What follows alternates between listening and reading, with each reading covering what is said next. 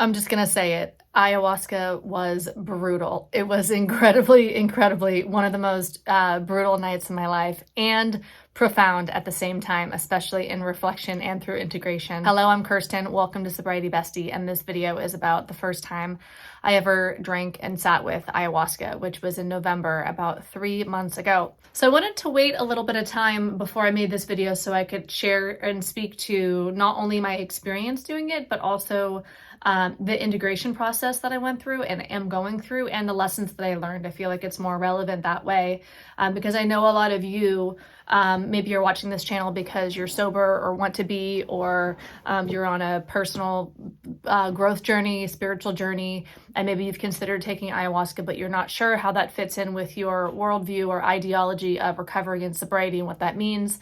And what I also want to say is that there was some people in my retreat, like one guy in specific, who was going there because he wanted to either quit drinking or drink a lot less, and he's had a lot of success with that.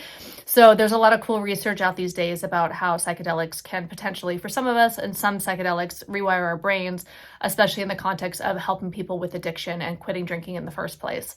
My original view on psychedelics or visionary plant medicines and sobriety was that they were all a relapse and drugs are bad and wrong, and that's a break of sobriety. If you've been following along this channel recently, you know that I changed my mind around plant medicine in August. And then in September of this past year, right, August 2022, September, I felt called to do ayahuasca, like very viscerally, like in my body. And then in November, 2 months after that, I went down to Peru to this jungle town, Iquitos, right on the Amazon River. I took a boat up the Amazon River to this lodge, to like an Amazonian lodge where there was a ceremonial house, and a bunch of us had our rooms, and we stayed and had 4 ayahuasca ceremonies. So ayahuasca is a vine. Maybe you know that. This is a magnet. Let's see if I can show it to you. That's what it looks like. It's a cross section of this. This is ayahuasca here. So what was really good about the shaman that I went to, I really felt drawn to work with him in specific. And I don't think that, certainly I'm not a doctor. I'm not recommending sitting with ayahuasca. I'm not recommending anything or not doing anything, right? My only recommendation is to trust yourself, to trust your intuition. If you feel guided to do something, then you got to trust it. That's how I live my life. That's my recommendation, is that there's a wisdom deep down inside us, and following that intuition, that knowing, whether you consider that source, God, spirit, your intuition, your gut, whatever you want to call it. But living by that, like, to me, that's what the sobriety journey has been about, and the spiritual journey has been about. It's about trusting the wisdom deep inside. So I went to a place that felt aligned with me, and I really liked what the shaman had to say, and it's because I had a bunch of intentions that I had written out, and he had said, you don't have to worry about getting it right. The way ayahuasca is thought of is that she's like a spirit. There's a spirit to the plant, and that she is the healer. It's like a feminine spirit, is my understanding. I remember I have a very limited understanding of this, right? Like, I went to the jungle once, so let's just be real about that. But so the shaman was saying, like, she knows your intentions. The plant knows your intentions. You don't have to worry about getting it right. If you have a bunch of them, just come up here and say you already know what they are. And so I did. I had written down like 4 or 5 intentions, and I went up. I also, as far as like, and so what ended up being my intention for the first ceremony was very clear to me afterwards. It was definitely like one of my intentions I had written down. It wasn't all of them. Like, we didn't go to all of them, right? And so the intention that ended up being lived out in that first ceremony was I wanted to understand my mind and heal my brain. And that's what the journey was for me. Yeah, it was very brutal, especially when you want to understand the mind on plant medicine. I don't think I'll ever have that intention again, but I did get what I was looking for. So not to get too ahead of myself, as far as dosage, I am quite sensitive. And so I just felt like I don't need, plus, I've been sober 13 years, right? So I'm not only am I a sensitive human in general, like neurologically speaking, or my nervous system, speaking of my nervous system, right? But just, I've also been sober a long time. Like, I don't have any chemicals in my system. I don't really take any sort of substances of any kind. I don't take pain meds. I don't, not that there's any judgment on that. I just, like, my system doesn't have any of that in it. Like, so I just kind of felt like maybe I didn't need as much as other people, or I wanted to go slower, right? You can't do less, you could only do more. And so I told the shaman, hey, I'm really sensitive. I don't want the same, I want less than you're giving everybody else. I want a smaller dose. So generally everybody had like, it was like basically like a shot glass, and the shot glass was full. That was one dose, was like all the way to the brim of that shot glass, and I had half. So I go up there, I drink my half. I've heard all these stories about how it's gonna taste horrific. And I think like, if everybody says something is amazing and your expectations are it's amazing, then you go, then you have high expectations, right? Likewise, if everybody says something is crap and you go and you think you have low expectations or something, it can surprise you. And so I think because I had just this idea that it was going to be horrific, like it wasn't that bad. Like I don't prefer it. Also, I had half a cup. I didn't have a full cup, but I drank it and I was like, oh, like it's not that bad, because I was expecting it to be really, gnarly, I guess. It was pretty thick and sludgy and earthy, and yeah. So I just went down and sat on my my mat. There was about 20 of us in there in the ceremonial hall that night. There was like 3 rows of mats, and I was in the middle. We had showers and toilets around the side. It was like a circular room, and then there were showers and toilets on the side that you could go into. And then the next phase was onset. And so I would soon label this period blast off, because that's what it felt like. I was blasting off. It felt like, or I don't know how to describe it in like words, other than I could imagine that if you were being rocketed into outer space, that maybe there's a similar feeling in the body. I'm not really sure, but I felt like I was being blasted somewhere. Maybe it was my consciousness. Maybe it was just, I don't know. I felt like I'm getting the chills now. I just felt like I was being blasted off somewhere. So even though it's called onset, I was like, this is blast off. And I just felt like really uncomfortable in my skin. Like I couldn't get comfortable. I didn't know if I was supposed to move a lot and squirm and that would help, or just like stay still and just like be extremely uncomfortable. While it felt like there was like a force field, or like maybe a higher vibration or something like energetically cutting through like my body, like my field.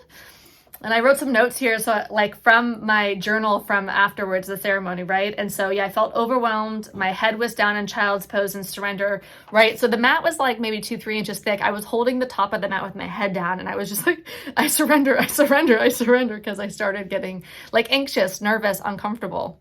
There's a phrase going through my head at the time, which I found out later, like half the people in the room were also thinking that phrase. And I've also read that I read afterwards that other people also thought the same 3 words. And so I don't know if this is like in the collective consciousness for people who are new with ayahuasca, or if it's just literally how a lot of us can feel. But literally what just kept going through my head was, make it stop, make it stop, make it stop. It felt like, there's no really way to describe how it felt, but like what image comes to my mind to like share with you is like a freight train of energy just like coming into me, and it just felt really overwhelming and intense. Like it was a lot. It was a lot all at once.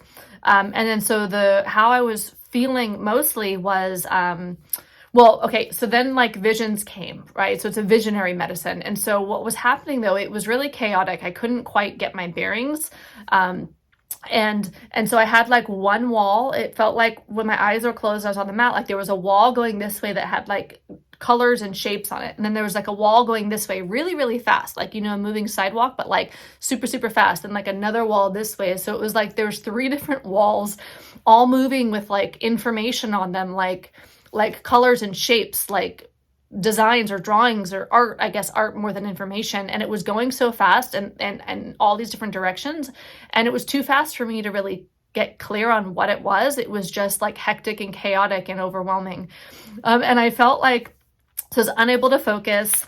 I felt ungrounded and overwhelmed, and really like the number one word about how I felt most of this experience was disoriented.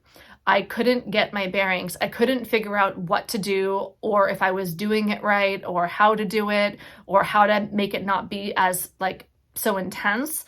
And like really, if I was going to describe, like aside from the word brutal for the first night, right?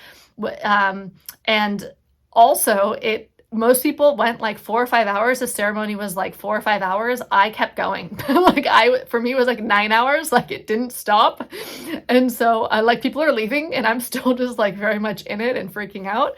And so, Basically, if I was going to describe it just like in a quick sentence, it would be like a 9 hour, like a never ending, but it was 9 hours, probably 9 hours. I didn't have a watch on, like a 9 hour mind fuck. Like it just kept going, and I couldn't. So yeah, I felt super disoriented, and by that I mean like I couldn't remember, and I had done a lot of research in advance. Like I'd watched documentaries, I had read books, and I had thought about it. I had read research study, like articles and stuff. So it was very deliberate in this. Plus, I felt intuitively guided to go and do it. But when people would say that they felt disoriented, I didn't really understand what that meant until I was in the experience. Because when I was in the experience, I couldn't figure out, am I supposed to like listen to the Ikaro, the song that the shaman is like whistling and singing, or am I supposed to listen to, like, we were in the, like on the side of the Amazon, there was like outside, it was the forest, the jungle, right? It's all these jungle sounds. Am I supposed to listen to that? Am I supposed to focus on my breath? Am I supposed to focus on the visionary experience? Am I supposed to, like, I couldn't figure out what I was supposed to do with my attention, like where I was supposed to like ground or anchor, or how to feel safe or stable. I couldn't quite, like, I was flailing around in the ocean, unable to swim, and didn't know how, but there was tsunamis coming. I just was like, I can't.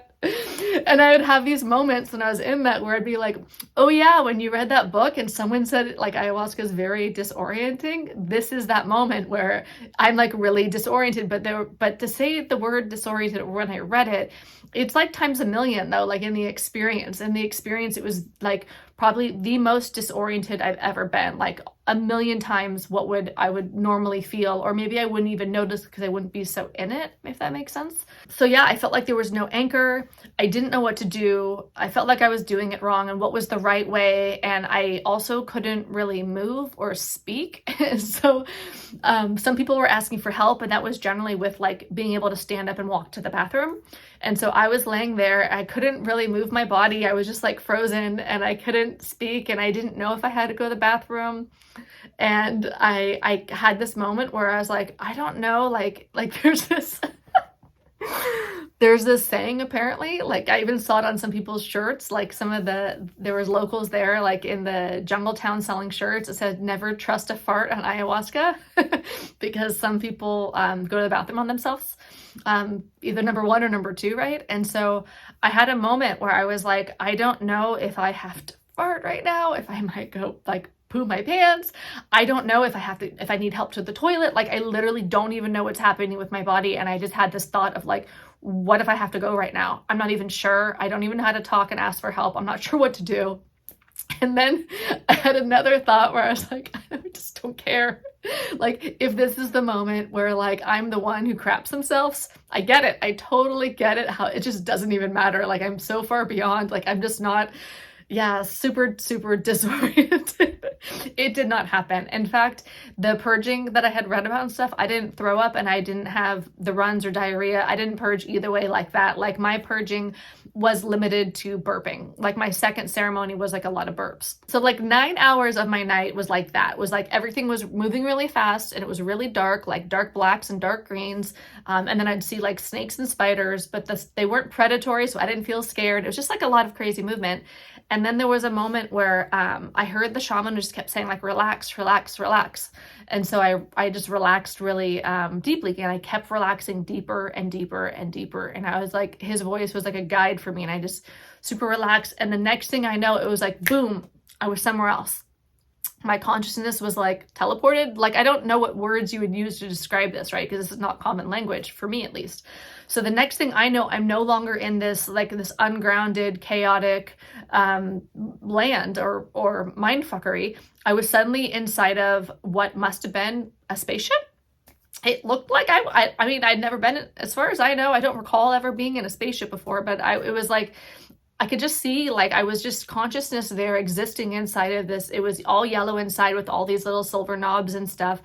And there were no beings in there that I saw. And I was delighted. I was in awe. It was really, really cool. There was no fear. There was no darkness. It was just like, this is so amazing. Oh my God, this is great. And then there was like this big silver, like ray gun like thing. And it just slowly, like with all these little, like, I don't know, circular tubes on it, I guess. And it just like backed up into my forehead, and it like zapped in somewhere like between here and here. So like inside the front right of my brain. It was buzzing in there. Like I'd felt like I could feel inside my brain. That's what it felt like. It felt like inside my brain, things were being rewired. Like I was being operated on inside of this spaceship, this yellow spaceship. And so, yeah, my brain was being healed, surgeried. I'm not really sure. That's what appeared to be happening in that moment. Everything was delightful and pleasant. And then I think what happened next is I had a fearful thought and I went boom back to the mindfuckery, and then was there again for a couple more hours. And then the shaman announced that the ceremony was over, and I couldn't tell if that was real or not because I was just wasn't sure what was real, what was in my head, what was I like. I couldn't tell if he was serious.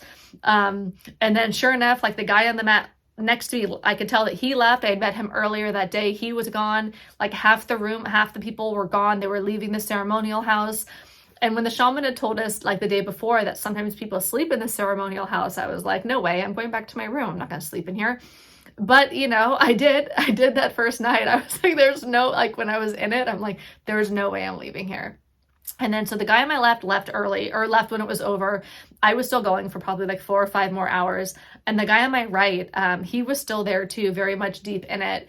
He was having a delightful experience though. And he ended up being like a lifeline to me. We ended up like holding hands a little bit, like just like to be grounded in the room and talking to each other a little bit, although talking was difficult.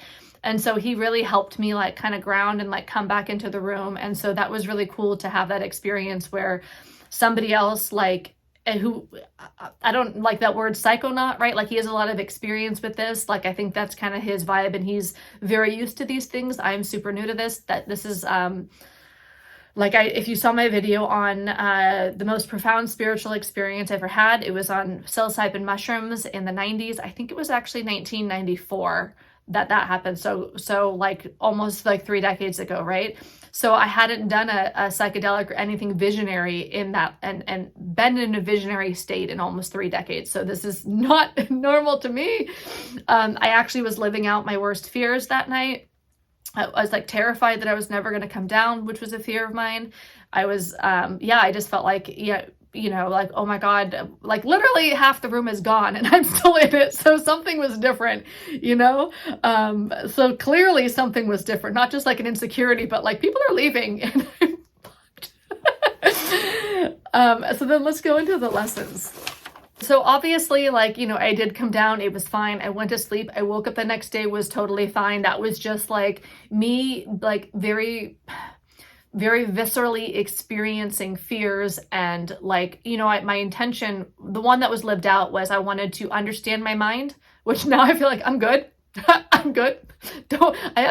No, show me the heart. I'm good on the mind. I don't want to understand the mind anymore. I don't need to take that as an intention. And then I wanted to heal my brain. And then I had the ray gun brain rewiring experience in the rocket ship. So that's what ended up happening, right? At least that was what it appeared to be and seemed to be and felt to be. It was very real in the moment, so there's that. The lessons I learned. My journey looks different, not wrong. My path is my path. And so these lessons that I learned, they're going to probably sound really simple, like things that I already knew before this, and maybe things that you obviously already know right now too. But there's something about learning an experience in this kind of a way, in a very, very, very deep way, where it like goes down, like it's almost imprinted in your DNA or deep into your neurology, right? Like it's such a deep learning that, at least this is how it feels to me. This is just me speaking of my experience, right? It took me longer. My timeline is not your timeline, or is not the next person's timeline, or the guy on the mat next to me, right? And then my ceremony is not over. That's what I wrote down. If my ceremony is not over, it's not over. Like not just the actual ayahuasca ceremony, but a ceremony in general, anything in life. If it's not over, it's not over. I don't need to look around and see what other people are doing. If something takes me a lot longer, and oftentimes it does, but maybe my ceremony's not done, maybe my thing takes longer or less time or whatever. And so it's kind of like that sentence maybe you've heard before of keep your eyes on your own yoga mat, right? So this is like a yoga thing. So but it goes on the mat and off the mat too. So that's what it felt like I was really learning, that like if I look over to my left and see that, you know, the guy on my left is already gone, and then I think that I should be done because he is, now I'm judging myself based upon somebody else's experience. I don't need to know if the ceremony is over by looking at his mat. I can see this if the ceremony is over by looking at my own. I look at my own journey to figure out my own timelines and how long things are going to take me. And that it might be shocking if everybody else is finished first, but if I'm not done, I'm not done, man. Write it out. In fact, with ayahuasca, there's not really a choice. Write it out. And my experience is normal for me. And really, then the last thing is, it's not about understanding the mind. I'm good. That was enough mindfuckery for a lifetime, you know, like maybe 3 decades of mindfuckery put into 9 hours. So it's not about understanding the mind. It's about dropping into the heart and dropping into the journey, like literally surrendering to the journey, letting go. Although I couldn't figure out in the moment, like how to let go or how to surrender, because I was saying it with my head, I let go, I surrender, but I wasn't actually doing it. And I can see now in hindsight that what was happening was, like, I might have been at a point where, you know, there's a term, I'm like new to this terminology, right? So bear with me here, but like ego dissolution or transcending the ego, transcending the mind, going beyond it. That's something that happened to me the first time I took psilocybin mushrooms when I was a teenager, like in the 90s. And so I think that might have been what was that could have been on offer for me that first night, but that I was fighting and resisting that. And what that felt like was a mind. I was fucking myself with my mind. I didn't want to let go of my mind. And so my ego gripping on is, I experienced what it's like to not let go. Even though I was trying to let go, I was using my mind to try to let go. And I learned how not to do that. So I'm not scared of that happening again, because like I learned, it really taught me. And upon reflection, really what I learned is like my way might be different than somebody else's way. Not only how long it is, but how I do it, how I get to, how I embrace the journey. And what I found out upon reflection, like after the night was over, you know, I slept in the ceremonial hall, maybe about 2 hours, and then I had to get up because it was breakfast time. Probably went to sleep around 5 in the morning, and then got up at like at 7:30. Breakfast was on, so I needed to go get that. And so really what I learned was, the time that it was really cool was when I was in the rocket ship. Like that felt really cool and expansive, and like my consciousness was on a journey and I was exploring the cosmos, or rocket ship surgery, or whatever that was, right? And that happened because I relaxed my body. I relaxed, and I was transported. And so that's really what I really learned is my technique. So I don't know if that's going to be the best thing for you. That's certainly what I would recommend to somebody, because it's like, it's difficult. Like when I say let go and surrender, it's like a mental concept. And I'm like, how do I let go? How do I surrender? Right? But when I had said relax, or when the shaman was saying relax, I know my mind knows what to do with that. It's drop the mind. It's like literally the way I drop the mind is by relaxing my body muscles. So when I went in and relaxed my body muscles, that's when it got really cool. That's when things started feeling more healing, versus like me resisting the moment. It was me surrendering to the medicine, and it felt like I was being healed. Like it was a very healing experience. Like I was not fighting the medicine, I was inside the medicine. So that was really cool. And as far as like integration, so it's been 3 months. And I've noticed like almost daily since then that I love to mindfuck myself. Not that I love to, but that it's like ingrained, that it's like habitual. And so what happens now is that, like, because I feel like the only way to describe it in a way that really kind of makes sense, it was like my first ayahuasca ceremony was like a reverse trauma in a way, where it was so intense in a negative way that now my brain is like, whoa, let's not do that. Like, let's not mindfuck ourselves, because even though when I'm doing it in my day-to-day life, it's a lot less intense than what that experience was, I can still recognize. And what happens is I will recognize, I'll be like in the moment having a thought, and I'll notice it by basically resisting reality, resisting the moment, resisting what's happening, resisting the flow of life. And so I'll be like, oh, here it is. And then I'll just relax my whole body. And I'll be like, so those are like these like mini little moments of awakening that help throughout the day. And so for me, my integration's looking like that. It's having these like mini awakenings every day when I'm in the lesson that I've already learned, and then relaxing, and then doing what I've learned to do, that I learned from ayahuasca in my daily life. And so that's been super helpful. It's also really showed me like how much I do it, how much of my time that I'm and again, it's not as intense, obviously, but how much that my thoughts are affecting my feelings, and that I'm not necessarily in control of my thoughts. Like, I don't create them all, but I can have control over them. I can master the mind more. There's another level of mind mastery available to me that I'm more conscious of and aware of now that I know this, right? And so there's been a lot of that. And like the key takeaway is when I mind fuck myself, I suffer. And so that ties to like a fear of losing control. I didn't want to lose control. I thought I had to still be like aware of what was happening in the room, and that was actually the wrong thing to do, because I wasn't letting go of trying to feel like in a sense of control. And that's why I struggled. And that's super relevant off the ayahuasca mat too. And when I relaxed, I transcended the experience I was having. I transcended to this place that was more joy and freedom and healing and wonder. And so that's what happens when I'm doing it in real life too. It's like, and there are other things I learned from the other ayahuasca ceremonies, or the third one really, that I've been implementing too day by day. And so I'll get to that in another video. And I'll briefly talk about like the second ceremony, which was the next night. And so keep in mind, I had slept 2 hours in the ceremony hall the first night, and then went through the whole day like hanging out with people, going this nature hike or whatever.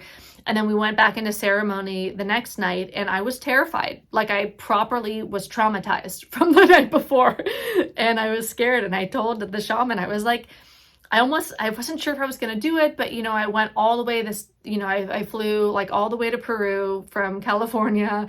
There's a money investment, there's a time investment, there's an energetic investment. Like, it's, you're all the way there in the jungle, you're in the Amazon. So I was like, I still want to do it. I'll do it. I came all this way to have this experience. I feel called to do it. So this is just about finding the courage to step through and keep doing it. And I just won't drink as much. I cannot go back to where I was the first night. And so I told the shaman that I wanted even less, even though I only had a half a cup the first night, I wanted even less. And so I ended up drinking a quarter cup the second night, which was like perfect, because I didn't really have any visuals. It wasn't visionary. It was all physical. I was physically uncomfortable, but I can totally tolerate physical discomfort. That doesn't freak me out or trigger me really. Haven't had alcohol in 13 years, so like I'm used to being physically uncomfortable. Anybody else sober out there relate? Yeah, I used to, like, in my drinking days, if I felt pain or had an emotion I didn't like or whatever, I would just drink and it would change the mood. But like, as somebody in sobriety, it's like, no, I'm pretty good at tolerating discomfort. That's kind of that's what it is. That's what life is sober, right? You feel it all. And so it was very physically, there's a lot of physical discomfort the second night. It felt like my organs, especially in my belly, were being like purged, like almost as if all these little snakes were around inside, but not in a bad way, just this like slithering and movement. And it was like getting old toxins and energy, and I just kept burping the whole night. Like, I just laid there and just kept burping, and I could feel like this withering inside of my abdomen and then just all coming out of my throat. It was pretty gentle, especially compared to the first night, and especially compared to some of the sounds in the room. Some people were really purging. There was quite a deal of like throwing up and stuff, but that's not what happened to me. And somebody also said, actually I've heard it multiple times, that like ayahuasca is never the same twice. Now, keep in mind, I have 4 experiences with ayahuasca, so that's very, very limited that I can speak from, and all 4 of my experiences were totally different. But I've heard in general that it's all different, that all ayahuasca experiences are different. You never know where you're going to go, and that like I probably wouldn't ever go to the place I went the first night again. Like, I've had my mind fuckery lesson, right? So check that one off the list. Done. Got it. Got the memo. Let's go somewhere else. And other people were reporting all different kinds of experiences, like seeing deceased loved ones or floating around and flying around in like kind of cotton candy unicorn kind of places and stuff. So we all had very different experiences. Yeah, and I think even though, and in another video, I'll tell you about my third night, which was also really intense, but like in this really wondrous, amazing, like profound way. like a really cool way. Yeah, even though that third night was really, really awe, like I just kept saying wow the entire night, like wow, wow, like there's so much. I was like in a visionary experience, pretty deep, tripping balls, and I was just like wow, wow, wow. So even though the third night was super wow, I say it's the first night, the one where I struggled so much and that was brutal, was the one that has been the most profound in my healing and in transforming me, really waking me up to patterns that are no longer working for me, that I want to drop. And of course, I don't think that there is any one path for anything for anyone in any way at all, right? I don't think ayahuasca is for everybody. I don't think sobriety is for everybody. I don't think there's any one tool or modality that works for everyone all the time. I think we're guided to different ones at different times, and that everybody has their own path, right? And there's a lot of overlap in that. So I don't know what anybody else should do other than trust themselves. That's my guidance. That's my recommendation, is that there's wisdom inside you, and to be on the journey of what is it like to trust my gut no matter what. That's how I live my life. And so whether you want to call it God or wisdom or intuition or source or however you want to like conceptualize that, the point is the same, is that there's wisdom inside, and I want to follow that. And I'm really glad that I have these experiences with ayahuasca. And I can't wait to tell you about the third ceremony, which was wow. So look out for that video. Thank you so much for watching. If you like this video, give it a thumbs up, like it, subscribe for more, and I'll see you in the next video. Have a beautiful day.